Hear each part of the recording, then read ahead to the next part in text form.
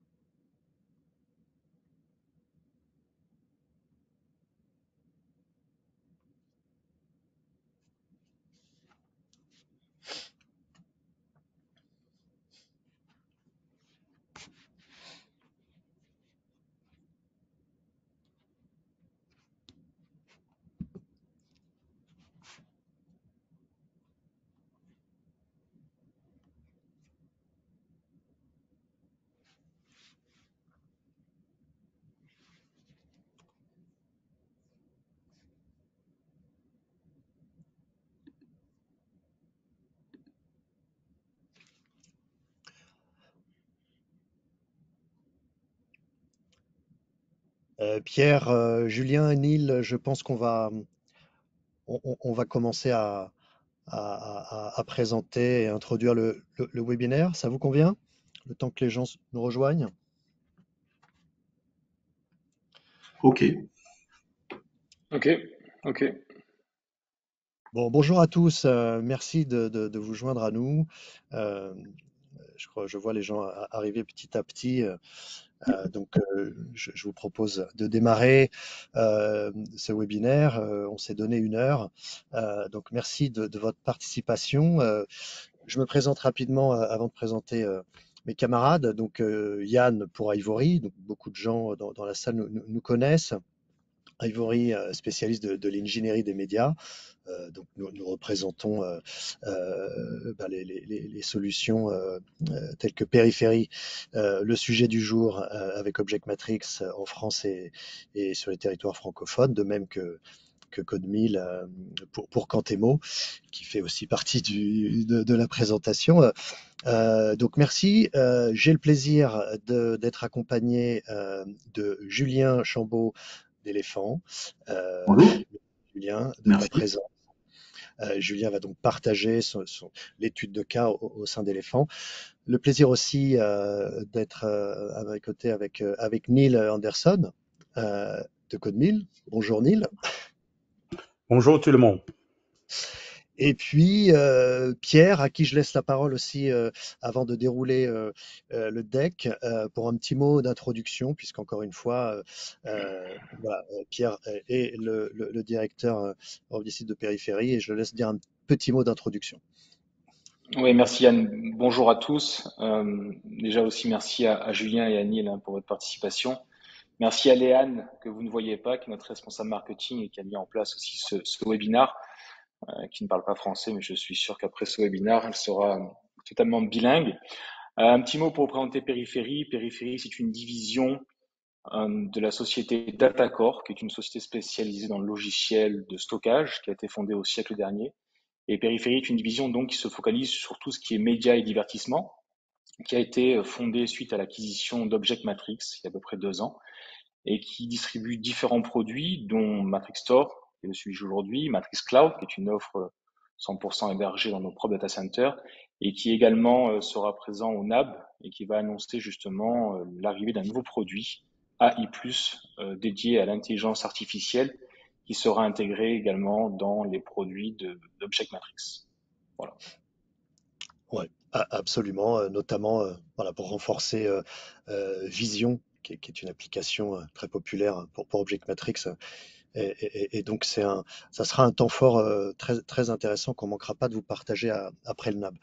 Merci Pierre, et merci aussi au nom d'Ivory, hein, à Léane et Madi et toute l'équipe périphérie pour la préparation. Euh, Donc pour avancer, l'ordre du jour très rapidement, avant de laisser la parole à Julien Chambaud, on va parler des défis hein, autour de la post-production et en particulier sur les métiers d'éléphant, avec bien sûr derrière les objectifs de modernisation, de transformation qui ne sont pas faciles à porter pour Julien et son équipe, mais à force de persévérance, il arrive à avancer. Tout ce qui concerne aussi, bien sûr, l'audit et les résultats, ce sont des éléments qui nous ont semblé intéressants à vous partager avec Julien. Parce que ça amène à la sélection effectivement des solutions. Il y en a beaucoup sur le marché, donc c'est là où ça sera intéressant aussi d'entendre Julien voilà, exprimer ce travail d'audit et de sélection. Voilà, on pourra parler aussi d'autres intégrations. On va garder un œil sur l'horloge. Hein. Je vais faire ça pour nous assurer d'avoir un temps de partage avec vous tous. Voilà, à la fin de la présentation, vous pourrez poser vos questions librement. Julien, la parole est à toi. Ben, merci beaucoup pour votre invitation déjà.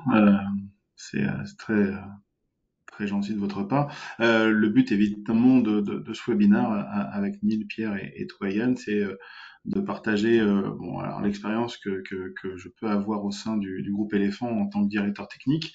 Donc effectivement, l'identification des défis de post-production chez Éléphant a été de plusieurs natures, déjà de par l'hétérogénéité de nos programmes. On fait voilà, du flux, on fait de la fiction, on fait quotidienne, hebdomadaire, des docs, etc., etc. Donc c'est vrai qu'il y avait une profonde remise en question de la part des workflows chez Elephant, notamment pour faire face à des volumétries très importantes. Donc ça c'est une mue qu'on a activée en 2016 avec l'aide d'Ivory, effectivement, qui nous avait aidé à l'époque pour auditionner, faire un audit sur Elephant et sur ses pratiques et ses workflows mis en place.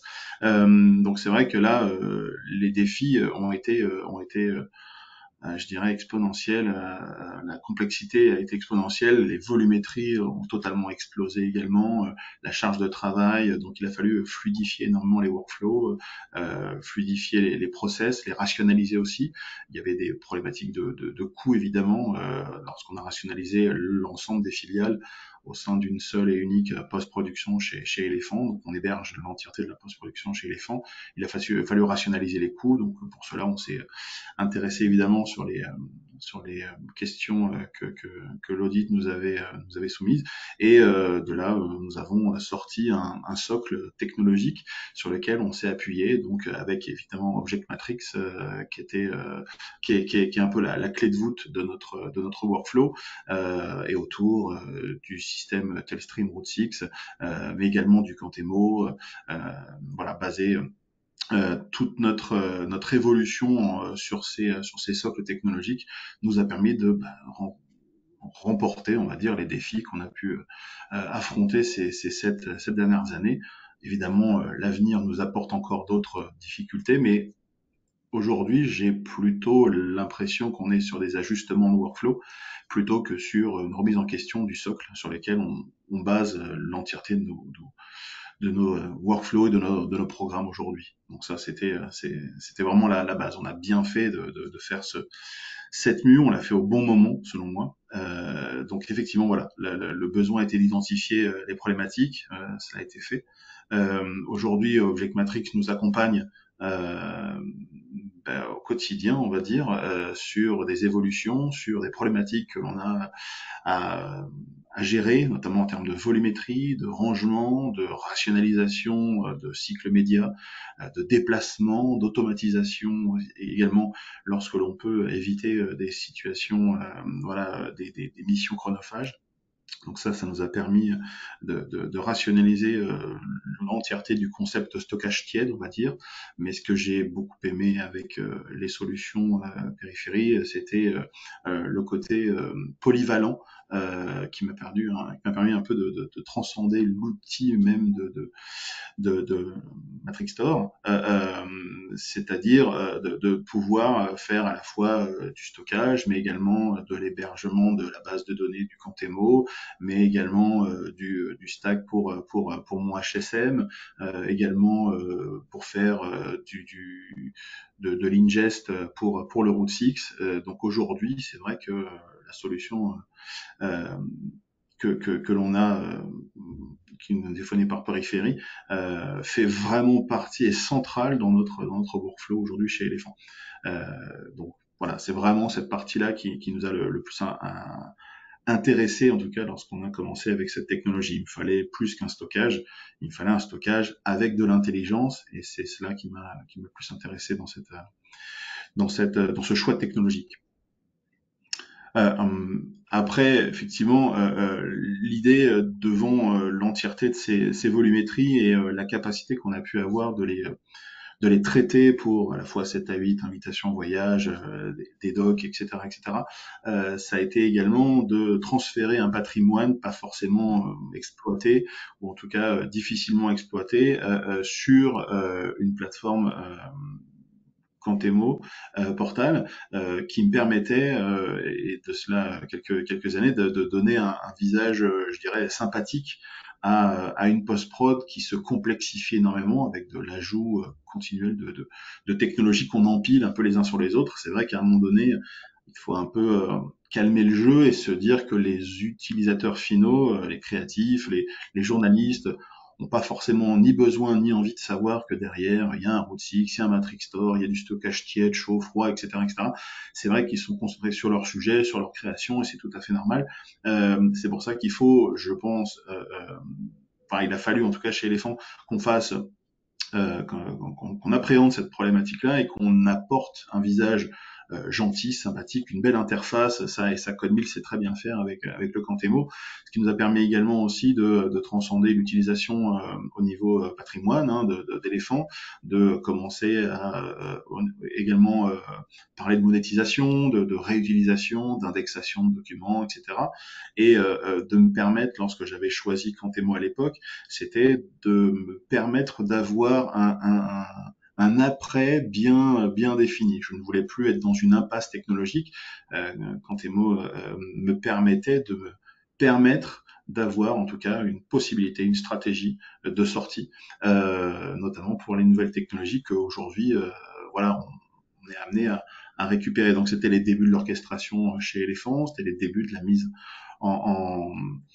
en perspective du patrimoine d'éléphants au sein des équipes aussi, de rechercher un peu ce que nous-mêmes on avait produit il y a des années, de pouvoir faire des recherches pour les journalistes. Et donc là, on cherche vraiment à étendre cette autonomie au maximum pour les équipes de créatifs.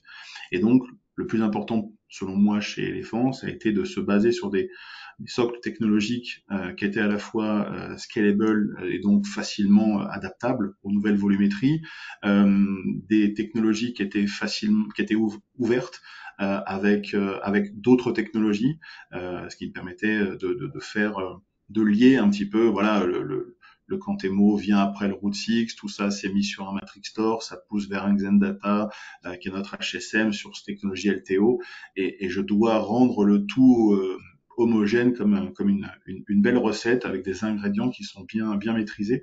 Il faut que tous ces ingrédients aient leur propre saveur et qu'on maîtrise leur périmètre juridique, quitte à transcender un peu leur capacité pour pouvoir mordre un peu, voilà, sur l'autre technologie. Donc voilà les défis auxquels on a répondu ces dernières années, et c'est vrai que on n'a pas chômé parce que la digestion de toutes ces technologies est complexe. Aujourd'hui, on s'attelle à vraiment libérer la post-production avec une orchestration beaucoup plus assumée, ce qui nous permettra d'agglomérer des technologies que l'IA nous propose aujourd'hui plus facilement. Donc voilà un peu où se situe Elephant dans sa recherche, dans sa mue, dans sa transformation. Ça a été vraiment quelque chose de long à mettre en place, mais on est entièrement satisfait des choix technologiques que l'on a pu faire à l'époque. Julien, pardon, justement sur cette question de sélection, sur le processus que toi et ton équipe avez engagé, donc après ce travail d'audit, des missions, des défis, comment tu as mené justement ce processus de sélection? La sélection a été assez simple parce que il y avait vraiment une volonté d'avoir une vision assez claire des socles sur lesquels je voulais appuyer la post-production. Ce qui m'a le plus intéressé dans les technologies enfin, périphérie et Cantemo, c'est qu'il y avait un côté très agnostique et des supports et des possibilités et les ingrédients avec lesquels j'ai pu fabriquer la post-prod me permettaient beaucoup de latitude. C'est-à-dire que en fait, les outils étaient puissants, étaient robustes parce que j'avais une volumétrie également à satisfaire. Cette robustesse m'a permis de créer derrière, en fait, les champs des possibles autour de ces outils. On a aussi appris à apprivoiser ces technologies-là. Je pense qu'on les a poussées aussi dans des retranchements qui nous ont permis aussi d'apprendre sur comment on devait gérer, affiner les workflows, etc. Finalement, il y en a pas tant que ça sur le marché qui permettent autant de latitude. Si vous avez un workflow fermé, bien détaillé, très calibré, les choix vont être assez simples. Ça va vous permettre d'aller choisir un peu une marque, et puis on va se laisser guider vers cette marque-là. Si vous créez une workflow avec on va dire, des sentiers un peu plus compliqués, notamment au niveau de l'agilité et l'obligation d'avoir un socle commun avec des prods qui n'ont pas forcément à voir les unes avec les autres, effectivement, là, on était obligé de trouver des solutions très ouvertes. Or, Périphérie, CodeMill sont des solutions très ouvertes.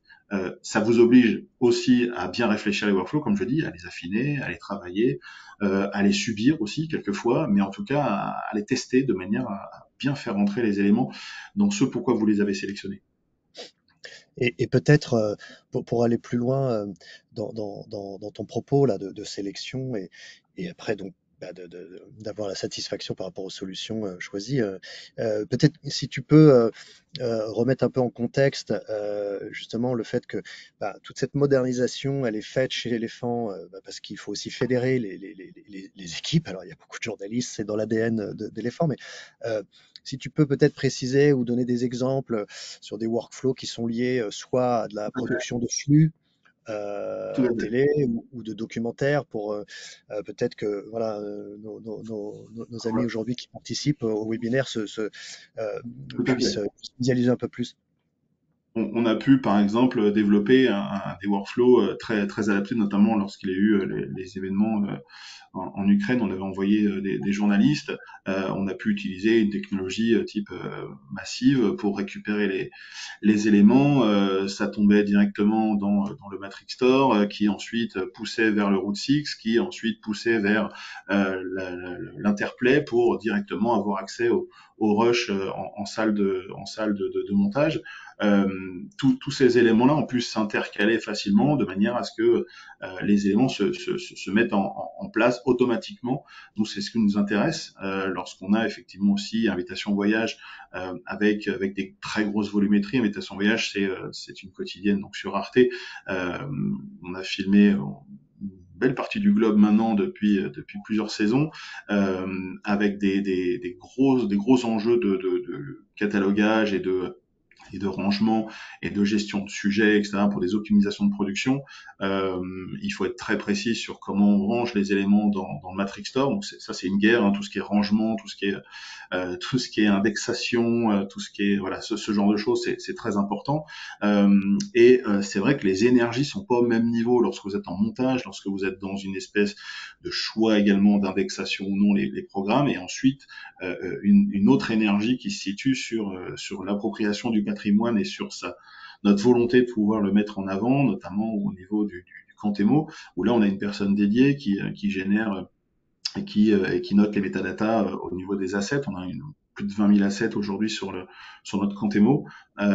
Et c'est vrai que du coup ces énergies-là, elles sont difficiles alors pas à quantifier, mais elles sont difficiles à à dispatcher dans une énergie globale de production. Il faut savoir bien déterminer où est-ce qu'on veut mettre l'accent. Ranger pour le futur est aussi important que ranger pour la production du moment. L'ingest d'avant également très importante. Donc c'est des énergies qu'il faut appréhender.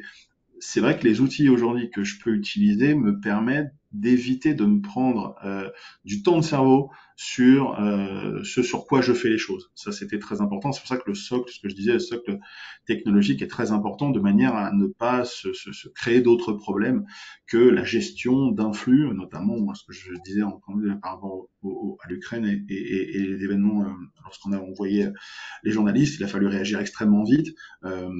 Ça, c'est un workflow qu'on a pu sortir en très peu de temps. On avait testé bien évidemment deux, trois options avant, mais il a fallu tester, il a fallu le mettre en place très rapidement. Je me suis pas posé la question de savoir si le reste allait suivre. Ça, c'était pour moi vraiment très important. Donc, lorsqu'on a, par exemple, autre exemple, lorsque j'ai dû racheter un péta de stockage à périphérie, voilà, ça s'est mis tout de suite en place. J'ai pu l'utiliser directement. Il n'y a pas eu de moment où j'ai dû stopper la production ou ce genre de choses. Voilà, ça fait partie des éléments sur lesquels je peux m'appuyer aujourd'hui et qui me libèrent l'esprit sur le comment adapter au mieux ces outils aux utilisations et aux défis que les journalistes me portent, ou des volumétries comme Habitation Edge peut me l'offrir aussi. Volumétrie, agilité, voilà, c'est un peu ce qu'on sait faire chez Elephant. C'est pas facile au quotidien, mais voilà, je pense qu'on y arrive parce qu'on est aussi solide sur les socles technologiques choisis. Ouais, bien sûr, c'est intéressant. Merci Julien. Il y a aussi, c'est ce qu'on voit sur cette slide-là, voilà, la partie, enfin ce qui faisait partie des besoins aussi, étant donné le catalogue assez vaste chez Elephant, encore une fois, entre les documentaires historiques et puis du flux quotidien sur l'archivage, le stockage sécurisé. C'est vrai aussi, excuse-moi Yann, mais c'est vrai aussi qu'on a un énorme volume à archiver avec des cycles médias qui dépendent des différentes filiales. Euh, Là aussi, Move2 nous apporte une belle satisfaction. C'est cette technologie qui gravite autour de des solutions périphériques, MXFS évidemment, Move2, et ça c'est vraiment des choses. Alors Move2 nous permet d'automatiser de l'archivage entre notre HSM, Xendata et effectivement l'Object Matrix. Donc ça, c'est des choses qui nous aident au quotidien. Alors on adapte aussi en fonction d'eux. On n'est pas obligé de tout automatiser parce que ça dépend aussi des cahiers des charges en fait, que les productions nous imposent. Mais ça, c'est pareil. Voilà, c'est les éléments sur lesquels on peut se baser. Rapidité d'exécution, des logins illimités sur Matrix Store aussi. Voilà, ce genre de choses nous permet d'être très très agile et de garantir une bonne tenue des solutions de stockage au niveau tiède. D'accord. Alors là, il y a peut-être un point aussi où on peut aller plus en détail. Tu as commencé à l'évoquer en termes d'organisation, toi, dans ton équipe. Donc voilà, pour rationaliser les pratiques, donc tu as une personne qui est dédiée à Cantemo. Oui. Et c'est là aussi où, comme tu viens de le dire, au sein d'Elephant, la diversité du catalogue. Un des points importants, c'était justement de fédérer les équipes de production avec les nouveaux outils mis en place. Donc, peut-être je te laisse préciser un peu ça et sachant qu'on a Neil peut-être qui peut faire un peu de ping-pong avec toi pour justement la spécificité de Cantemo dans les workflows et l'interface avec Object Matrix. Alors c'est vrai que les enjeux autour de Cantemo étaient vraiment de donner un visage humain à une post-production qui ne cessait de se complexifier. L'utilisateur final, créatif, journaliste, réalisateur, producteur, devait avoir un visage, voilà, devait mettre un visage sur cette production. Alors pas forcément parce qu'ils avaient besoin de personnifier, simplement parce que on travaille pour faire des programmes et ces programmes, il faut à un moment donné les ouvrir, il faut les délivrer, il faut les proposer. Donc ça, les filiales que l'on a pu avoir chez Cantemo, chez Elephant, les filiales qu'on on a pu les ranger correctement dans Cantemo de manière à ce que 7 à 8 puisse avoir son 7 à 8 avec une page brandée. On a également invitation en voyage, pareil, qui a sa page, etc., etc.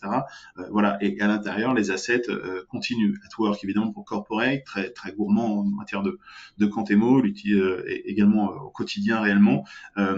C'est vrai que le Cantemo, lorsqu'on l'a mis en place, on avait un enjeu qui était fabuleusement complexe à appréhender, c'était qu'on avait une masse une base de données très complexe de 2 péta4 environ sur Alteo à digérer et à recracher sur le Cantemo, parce qu'on avait changé de technologie au passage lorsqu'on a déménagé en 2016, et l'appropriation de cette base de données a pris un temps non négligeable, parce qu'il ne faut pas évidemment donc négliger cette partie-là. Une base saine est quand même c'est absolument ce qu'il faut. Faut prendre le temps, faut digérer, faut la récupérer, faut la dompter. Donc c'est ce qu'on a fait pendant ces années-là. Là, on a proposé effectivement donc les vitrines aux différentes filiales qui aujourd'hui peuvent y aller quotidiennement à l'intérieur des locaux d'Elephant. Et il y a une part aussi obligatoire de formation au niveau des équipes, d'appropriation des outils, et au fur et à mesure, on s'aperçoit évidemment que il faut donner plus d'actions potentielles à Cantemo, d'où évidemment le next step qui va évidemment être lié autour de Pulseat et l'orchestration également, parce qu'on va donner plus de bras à notre solution MAM, notre solution Cantemo. Mais ça passe effectivement par l'humilité de considérer une base de données comme quelque chose de vivant, d'organique, sur lequel il faut vraiment avoir un regard très objectif, thésaurus, simplification, classification, metadata, résumé, information, tout ce que l'on peut récupérer comme information, qu'elle soit pertinente pour les recherches, nous a grandement appris sur nos propres workflows. On a pu réinverser, je dirais, la chaîne de production et partir de la fin pour essayer de reproduire plus intelligemment en amont.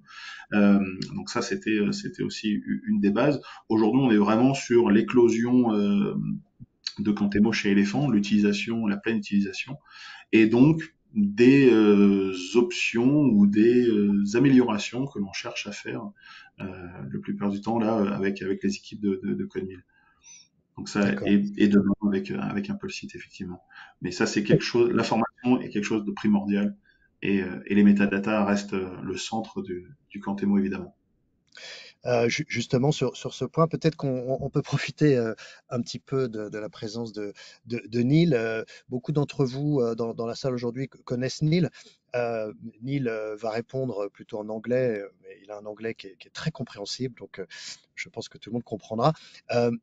Neil, yeah, perhaps it would be interesting to hear you, about what Julien just said at Elephant specifically, and the role that Cantemo is playing, but also adding your views, on your knowledge worldwide, as to what Cantemo can do, in similar companies at Elephant or other type of workflow. Please share with us a little bit. Oui, bien sûr. Alors, Cantemo, c'est un MAM, c'est simple, mais aussi c'est compliqué pour manager tous les stockages, beaucoup de stockages ici, autre cité, autre région. C'est un problème aujourd'hui pour toutes les compagnies en médias et en broadcast. C'est un grand problème. Et aussi les personnes et beaucoup de place aussi. Alors, Cantemo, c'est parfait pour le manager des stockages. Par exemple, Object Matrix pour 15 ans. C'est un bon partenaire de Cantemo. Et avec Elephant, un partenaire qui manage tous les stockages et aussi contrôler la qualité de la métadonnée, pardon. C'est très important aussi aujourd'hui, métadata ou métadonnées, pardon, est beaucoup de place. C'est le grand problème. Pour les autres, pour les fonds, c'est le grand problème aujourd'hui. Alors, Cantimo, c'est parfait pour ça, pour manager les stockages, les médias, les métadonnées, les personnes, beaucoup de place.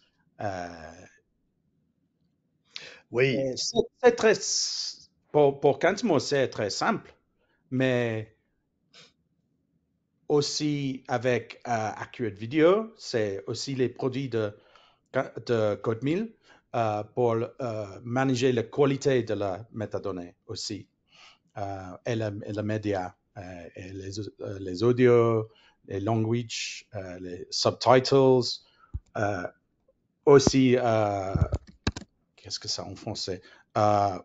Time-based metadata. Qu'est-ce que c'est en français? Je ne sais pas. Mais c'est c'est aussi, aussi pour qu'est-ce que le nom? Il faut utiliser les curation de la métadonnée, oui, pour le archive, pour le catalogue. Et Cantimo, c'est pour c'est three things, oui. C'est pour l'ingest, la metadata, le métadonnée, les médias, pour le curation de la content, qualité, contrôler, faut convertir beaucoup de formats, par exemple MXF et le ProRes et le MP4 pour le web, et aussi pour le IA, oui, IA. Beaucoup de métadonnées pour le contrôle et aussi pour la distribution après. C'est Cantimo. C'est simple, mais aussi c'est sophistiqué. Et Cantimo, c'est très flexible aussi. Et Neil, peut-être on peut dire un petit mot aussi sur tout le développement spécifique qui est fait chez CodeMill sur UI, UX, pour justement améliorer chez Elephant par exemple, mais tout ce qui est accessibilité, autonomie des équipes pour justement rendre le MAM, oui, fédéré autour du MAM et des workflows avec le stockage et l'archivage. Oui, CodeMill c'est spécialisé en UX pour 15 ans.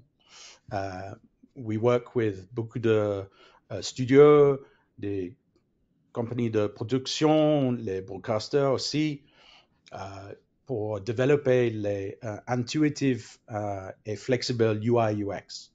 C'est très important pour toutes les personnes aujourd'hui on the web browser, especially for the remote workers, for the same experience in different places. Everyone works in the same way, and c'est très important. And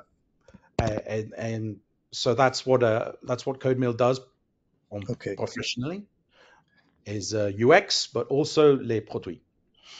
A mixture of buy and build is the combination of the two. Julien, merci Neil. Je suis sûr que on aura peut-être quelques questions après la présentation. Julien, tu avais quelque chose à ajouter justement sur cette spécificité qui fait un petit peu aussi la force de Cantimo quand il est utilisé, comme c'est le cas avec Object Matrix chez Elephant, donc sur l'UI, l'UX. Alors, c'est entièrement sa force, la Cantemo. Moi, c'est ce que je recherchais, c'est-à-dire quelque chose qui ne me dirige pas, quelque chose que j'allais pouvoir apprivoiser et quelque chose que j'allais pouvoir, je dirais, adapté vraiment au workflow particulier qu'on peut avoir chez Elephant. Je dois contenter un peu tout le monde.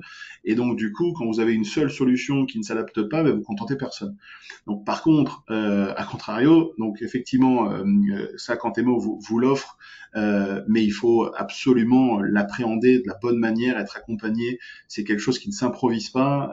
C'est vraiment une méthodologie de travail qu'il faut repositionner sur devant soi, être sûr des ficelles qu'on sort, qu'on active, c'est à prendre en considération. Donc là, vous êtes accompagné évidemment, il n'y a pas de souci là-dessus, mais même au niveau de vos workflows, ça vous interroge sur comment vous travaillez forcément. Et donc là, il faut avoir la réponse facile et l'esprit de synthèse. Donc oui, tout à fait. Moi, j'ai tout à fait. En plus, on a vu la prochaine mise à jour de Quantemo, qui est, en ce qui me concerne, absolument sublime.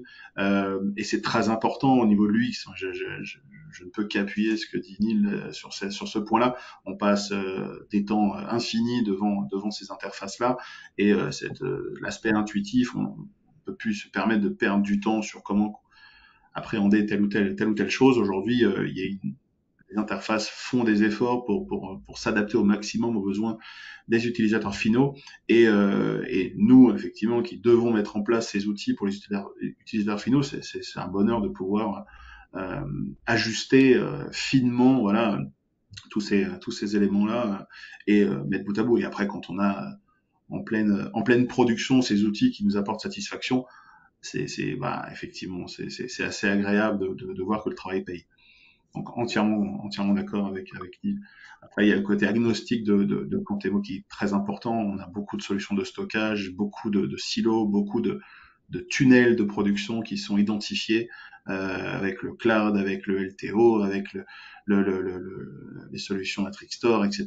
Tout ça, c'est vrai que les différents vaults, c'est vrai que ça, c'est aussi un bonheur de pouvoir tout manager à partir de Quantemo, et de pouvoir agglomérer des options ou des objets ou des solutions ou des technologies comme ça. Très très agréable, effectivement. Julien, merci. Peut-être avant d'ouvrir un peu une session questions-réponses, hein, l'objet d'aujourd'hui, c'était aussi de pouvoir discuter. On partagera après le webinaire l'étude de cas éléphant beaucoup plus en détail. Vous aurez tout loisir de regarder ça en détail, mais peut-être si tu devais resserrer voilà, les principaux bénéfices qu'Object Matrix a apportés, voilà, qu'est-ce que tu remettrais en avant? Bah, le bénéfice pour moi, c'est la flexibilité. En fait, enfin, moi j'ai pris un Matrix Store à l'époque pour faire du project parking, quoi, grosso modo, hein, pour stacker des projets que je pouvais plus mettre sur le Nexus pour X raisons. Et moi, ce qui m'a absolument intéressé et bluffé par cette technologie-là, c'est que il y avait une somme d'intelligence positionnée de part et d'autre de cette solution qui me permettait d'entrer et de sortir de mon châssis de différentes manières, en automatisant, ou alors en rangeant finement, ou alors en permettant aussi à différentes personnes, suivant leur niveau d'accéder à du contenu, la post-prod, les journalistes, etc., etc. Et en fait, du coup, au fur et à mesure, moi, c'est ça que j'adore chez ces outils qui sont bien pensés au départ, c'est qu'on peut transcender leur utilisation.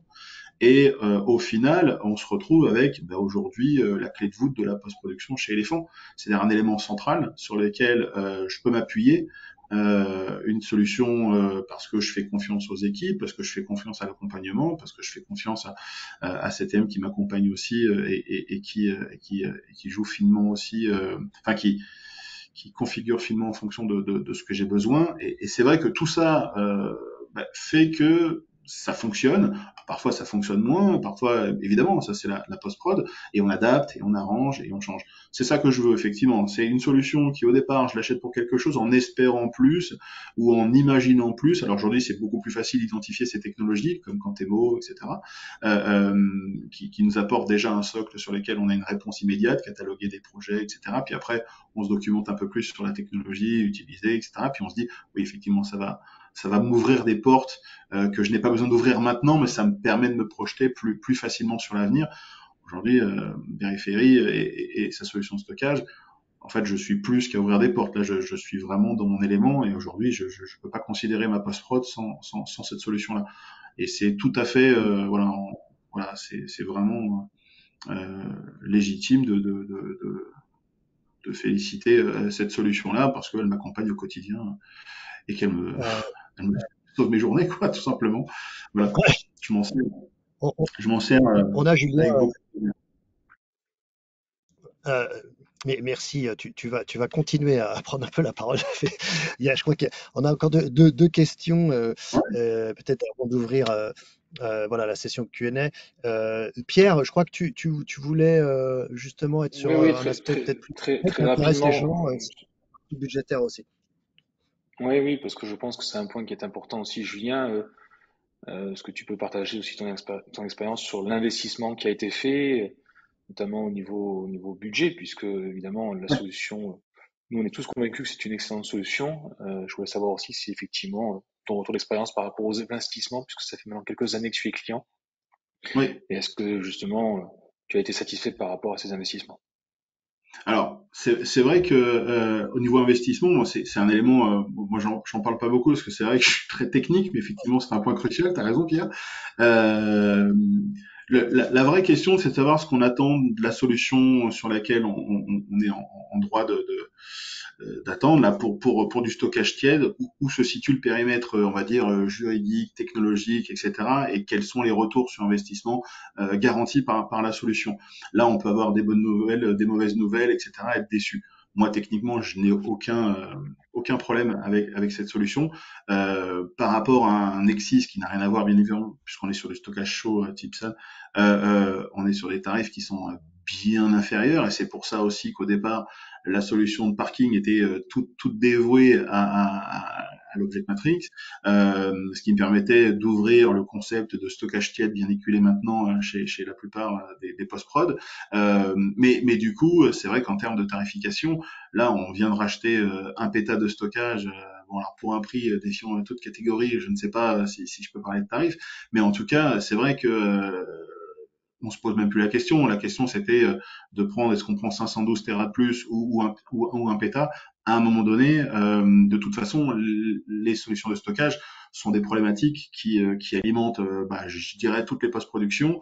On a des enjeux aussi électriques, donc avec des châssis qui sont gourmands, donc ils vont aussi penser Tout à rationaliser fait. aussi la place qui n'est pas infinie aussi dans une baie de stockage. Voilà, tous ces éléments-là, Et, c'est vrai qu'aussi on a à cœur chez Elephant de garder chez nous aussi les éléments pour stocker.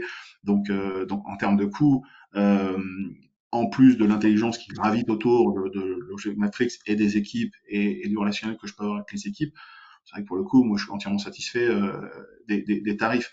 Après, c'est vrai qu'en termes de stockage, il faut comparer ce qui est comparable. Si vous prenez du Synology, du NAS un petit peu, je dirais entre guillemets, même niveau entreprise, vous allez avoir des prix bien inférieurs. Évidemment, après, on n'est pas du tout sur la même qualité de service. Donc là, il faut aussi adapter les enjeux et la robustesse à laquelle vous êtes confronté, plutôt la volumétrie à laquelle vous êtes confronté, et mettre la robustesse en face de ça. Moi, ce qui m'intéresse aussi avec les solutions périphériques, c'est que j'ai pu commencer avec un tout petit stockage et qu'ensuite j'ai pu agglomérer ensuite d'autres châssis. Comme c'est du stockage objet, ça se fait de manière naturelle et plutôt transparente. On n'est pas du tout sur des obligations de formater ou ceci ou cela. On rajoute un châssis, puis c'est très simple. tout à fait, ouais. Là, j'ai un sujet un peu plus épineux avec le décommissionnement. Bon, ça va se faire tranquillement en adéquation avec les équipes de périphérie. Voilà, donc j'ai un décommissionnement qui se fait sur mes châssis qui ont plus de X années. Voilà, on les remplace, ça se déplace, ça se met, ça se rebalancing. C'est tranquille, c'est simple, c'est net, c'est Et, précis. Moi, ça me et- permet de travailler et de pas stopper ma post-production. et le Cantemo adresse justement en mode objet le stockage Object Matrix Exactement, nativement, de ce qui manière est quand même assez, avec de assez intéressant. l'auto-ingest, voilà, exactement, avec de l'auto-ingest, avec du rangement. On est en pleine migration de base également avec les équipes de Nil et de CTM. Voilà, on a pu baser notre projet qui est assez complexe également parce que les enjeux c'est de pas perdre la base de données évidemment, comme vous pouvez vous en douter. Donc du coup ces enjeux se font et voilà et ça se fait de manière. En fait, ce qu'il y a de bien avec vos outils, c'est que ils me permettent de réfléchir Voilà. Je n'ai pas d'impasse. J'ai toujours une solution qui me permet de m'en sortir, qui permet de trouver, qui permet d'ajuster, qui permet de... Le demain, mon travail, c'est d'essayer de l'imaginer. Après, il a la tête plus ou moins que j'avais, voilà, qui était prévu au départ. Mais en même temps, avec les éléments que vous mettez en place, les concepts, les interfaces, les technologies que vous mettez en place, ça me permet de voir des demain, de voir des après-demain, de pouvoir voilà, pouvoir me projeter. C'est ce qui me permet aussi de faire des choix technologiques aujourd'hui, je dirais plus malin ou ou qui s'inscrivent dans la durée. Ça c'est le plus important pour moi, Et, de faire les et- choix pour le et plus important. justement, l'évolutivité se fait aussi facilement d'un point de vue technique, de rajouter justement de la volumétrie, ça se fait. Exactement, la scalabilité, l'adaptabilité, c'est très compliqué d'imaginer la post-prod dans 5-6 ans. Enfin bon, après, on peut extrapoler des choses, et puis je pense qu'avec toutes les théories qu'on va faire, on va tomber juste. Mais c'est vrai qu'il y a voilà, il y a des des petits éléments intermédiaires qui posent problème et qu'on doit ajuster effectivement. Et ça, c'est vrai que la plupart de ces outils qui évoluent en même temps que notre utilisation aussi, hein, c'est une espèce de jeu aussi. Nous, on apporte des problématiques, les solutions répondent à ces problématiques-là, et on grimpe aussi en compétences tous ensemble. Mais c'est vrai que avoir ce partenariat-là est indispensable aujourd'hui pour moi, ça c'est évident. Moi, Julien, j'avais aussi peut-être une dernière question, enfin, qui peut faire un peu office de synthèse aussi et faire le lien avec ce que disait Pierre. Parce que toi, à un moment donné, oui, tu parles technique, mais tu dois aussi défendre des solutions. Derrière, il y a des budgets, et puis tu dois expliquer comment ça change le quotidien des Ouais. équipes, et justement qui n'ont pas du tout la même lecture technique, pour le coup. Donc c'était effectivement, ouais, remettre en exergue, avant peut-être laisser la parole dans la salle, quelle a été, dans ce travail de modernisation, transformation, l'efficacité au niveau de la créativité des équipes de production? Parce qu'au final, c'est un peu l'ADN, et je dirais, la raison Ouais. ultime, quoi. C'est que voilà, le quotidien d'éléphant, les productions, la créativité, tout ça aille de l'avant parce qu'il y a les bonnes solutions. Alors, il y a deux aspects là-dessus, ce qui est très intéressant, parce que la première phase, c'est qu'effectivement, sans ces solutions-là, en termes de volumétrie, j'aurais rien pu faire, clairement. C'est-à-dire qu'il y a un moment donné, alors j'aurais pu trouver d'autres technologies, etc., mais en tout cas, les concepts les concepts sur lesquels se basent les technologies dont on parle aujourd'hui, je n'aurais rien pu faire. C'est très important de mettre aussi ça en exergue, c'est que la volumétrie vous impose aussi de faire des choix, et les choix que vous faites en rapport à cette volumétrie sont judicieux une fois que vous avez remporté votre défi volumétrique, on va dire, et puis que d'autres volumétries arrivent encore plus importantes, et que vous pouvez continuer avec ces technologies-là. Donc il y a aussi la scalabilité, l'adaptabilité et tout ça. Ensuite, une fois que vous avez fait ces choix-là, et alors après, c'est vrai qu'on rentre un peu dans le côté dogmatique, on va dire, un peu, je sais pas comment on va dire, mais il faut avoir une vision au niveau de la post-prod. Il faut avoir une vision, c'est-à-dire faut placer un certain nombre d'étapes, des socles stratégiques, du chaud, du tiède, du froid, que vous soyez sur Adobe Premiere, Final Cut Pro, Avid, je sais pas ce que vous avez besoin. C'est vrai que les éléments, moi, mon travail, c'est d'isoler au maximum, d'isoler non, c'est pas le terme, de sacraliser les parties créatives, de manière à ce qu'elles soient le plus éloignées possible des coulisses. Voilà. Le but, c'est show must go on. Voilà. Il faut absolument que ça crée et que ça soit agile. Moi, après, ce que je mets en place derrière pour répondre à cette créativité-là, je vais pas dire que c'est pas leur problème, mais en tout cas, c'est quelque chose qui doit être quasiment transparent. Voilà, voilà. Quand vous allez chez Disney, vous n'avez pas envie d'avoir les rouages, de savoir qui fait bouger le Mickey, etc., etc. Vous avez envie simplement d'avoir la fête dans les yeux de vos enfants, par exemple, et c'est très bien comme ça. Maintenant, c'est le but du jeu ici, c'est de mettre en place cette espèce d'énormes chapiteaux, d'énormes voilà, d'énormes fabriques, et de faire en sorte que le créa ait son asset au bon endroit, au bon moment, et surtout le bon moment, c'est quand il en a besoin. Donc ça, c'est une variable encore qu'il faut rajouter et qui est complexe. Donc ça c'est le plus important. Et derrière, effectivement, en termes de créativité, ben, ça me permet tout simplement aux journalistes d'automatiser un flux entre le moment où ils le filment, le moment où ça monte, le moment où on monte et le moment où on le propose également, notamment avec des solutions, voilà, notamment avec le télétravail, etc. On peut très bien avoir un journaliste ou un réalisateur qui est sur le terrain, qui a envie d'avoir le bout à bout de la séquence qui va monter sur un autre sujet, par exemple. Enfin, tout est possible. Et c'est vrai qu'aujourd'hui, on a ces 3-4 coups d'avance qui nous permettent encore de garantir la créativité des solutions. Donc la fluidité avec laquelle on peut appréhender les problématiques sont entièrement dues au choix technologique qu'on a pu faire à un moment donné. Donc il faut se satisfaire de cette position que peut avoir la post-production, de savoir où est-ce qu'elle commence et où est-ce qu'elle s'arrête, de laisser libre cours à la créativité, d'être présent sans être omniprésent, de les accompagner. Donc ça peut paraître comme ça, je dirais un peu théorique, mais c'est totalement faisable. C'est pour ça maintenant que l'un des plus gros enjeux que j'ai eu dans cette mutation de la post-production, ça a été le Quantemo. On en avait discuté avec Neil parce que pour moi, c'est la première fois que des gens de l'extérieur, journalistes, créatifs, etc., accèdent à ma post-production. Et la mise en place de leurs problématiques ou de leurs questionnements ou de ce qu'ils veulent réellement est possible grâce à Quantemo. Télécharger une base def, accéder à une métadonnée, pouvoir voir quels sont les sujets qu'un journaliste a fait, par exemple, et demain, grâce à l'orchestration, pouvoir sortir une version watermarkée, aller chercher une version transcriptée, etc., etc. Demander à une IA de rajouter de la métadata à un sujet qui est déjà indexé dans le Quantemo. Bon, tout est possible effectivement. Et là, le fait d'ouvrir la post-prod, pour cela, il faut que vous ayez un socle, encore une fois, technologique très très robuste, et il faut que vous ayez en plus une base de données la plus saine possible, de manière à garantir une utilisation optimale des équipes. Donc la fluidification des workflows, oui. L'omniprésence de la post-production dans les équipes, non. On essaye d'être le plus invisible possible. Et c'est la plus grosse partie du problème aujourd'hui, c'est effectivement de savoir où on se situe, de manière à ce que ce soit le plus invisible possible, tout en étant le plus réactif.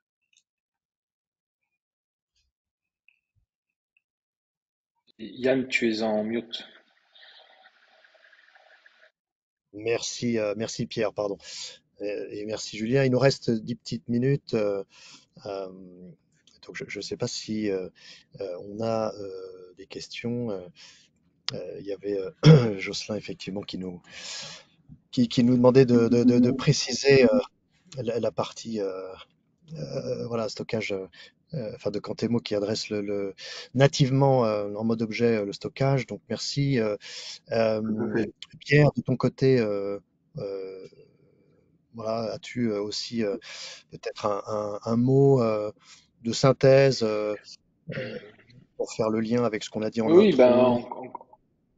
en quelques mots, merci effectivement à Julien et Neil pour votre participation. Pour ceux qui auront la chance de venir au NAB, n'hésitez pas à venir nous voir au stand pour voir justement une démonstration d'Object Matrix, hein, qui, pour rappel, est une entreprise qui a 20 ans aujourd'hui, spécialisée dans le monde du média et du divertissement, puisqu'elle communique déjà avec de nombreux outils que vous utilisez au quotidien, qui va s'occuper justement de l'archivage en mode objet de vos datas. Donc, on pourra faire une démo sur le stand.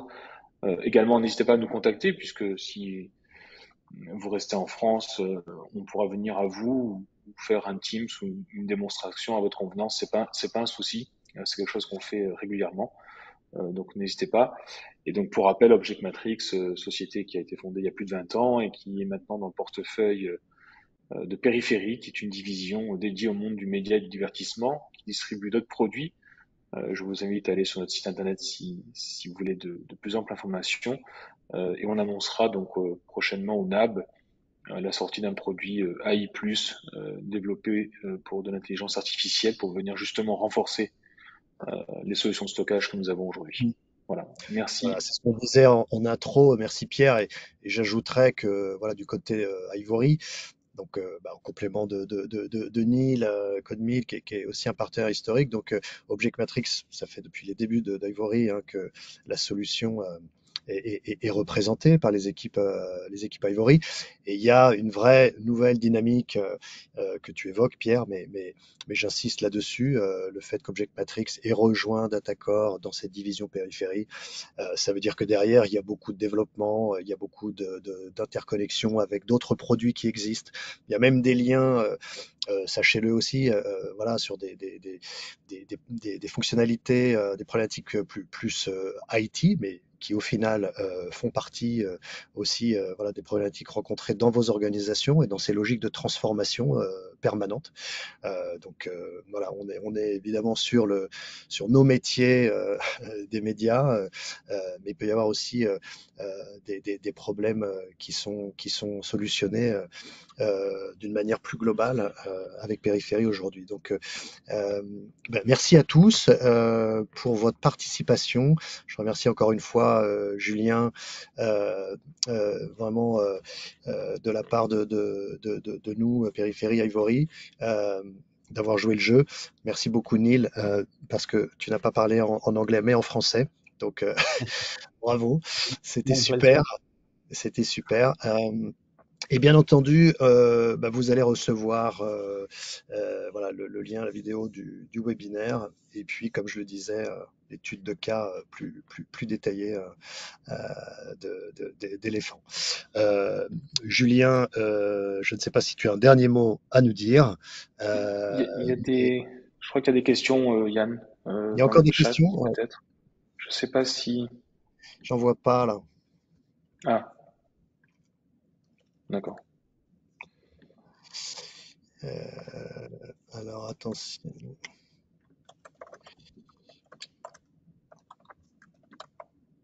Je demande à Léane. Ouais. N'hésitez pas à ajouter vos questions dans le chat. Mais Un dernier mot plein, hein, c'est pour ça que j'adore ce métier, c'est que ça s'arrête jamais. Donc voilà. Non, mais après, beaucoup de subtilité, beaucoup de choses effectivement à gérer. oui, on est Mais passé voilà. un petit peu vite sur tes prochaines étapes, mais enfin, de toute façon, on a fini Oh, la session. Et c'était effectivement l'étape d'après, c'était de continuer cette exactement. modernisation avec de l'orchestration, avec différentes choses qui vont renforcer ce que tu as déjà mis en place, que tu as décrit aujourd'hui. Tout à fait. Non, je crois que Pierre, on est OK. Je ne vois plus de questions. Mais merci à tous. Et encore une fois, comme Pierre le disait, Alors, on est là pour y Yann, répondre à justement, il y avait effectivement apparemment certaines questions que Léane peut voir, notamment sur la partie de l'intégration de l'IA avec Object Matrix. Donc, on me demandait sur tout ce qui était prévention de panne, disque, enrichissement des Ouais. métadonnées. Oui, c'est ce qui est prévu, mais je vais pas pouvoir encore trop en parler puisqu'on fait une annonce officielle Ouais. lors du NAB. Et donc, du coup, vous allez recevoir de nombreuses informations. On aura la possibilité également de faire des démos par un Teams ou autre outil de communication sans aucun problème. Mais aujourd'hui, oui, ça devient une très forte priorité, l'intégration de l'intelligence artificielle dans nos outils, notamment dans Object Matrix. Et il y avait aussi une question par rapport au cloud. Donc là aussi, on a des réponses. On a la possibilité aujourd'hui avec Object Matrix et Périphérie de faire des offres cloud dédiées dont nous sommes souverains. Ce sont nos propres data centers qui sont basés à Cardiff. Il y en a 2 pour assurer une haute disponibilité. Ça s'appelle Matrix Cloud. Et donc là, on a aussi des possibilités de pouvoir justement stocker ces données, l'externaliser.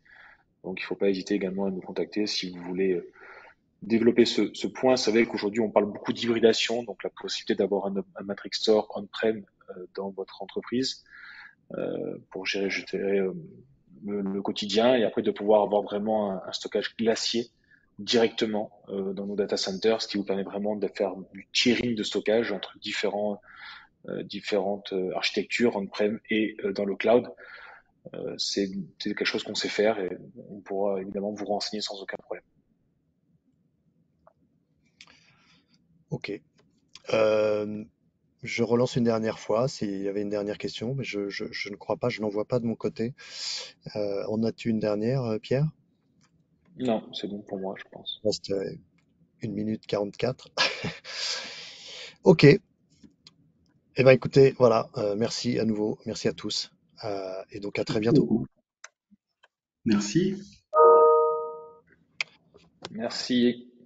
Au revoir. Merci bien, merci Pierre, Yann. Merci beaucoup. Merci Julien, merci Yann. À bientôt.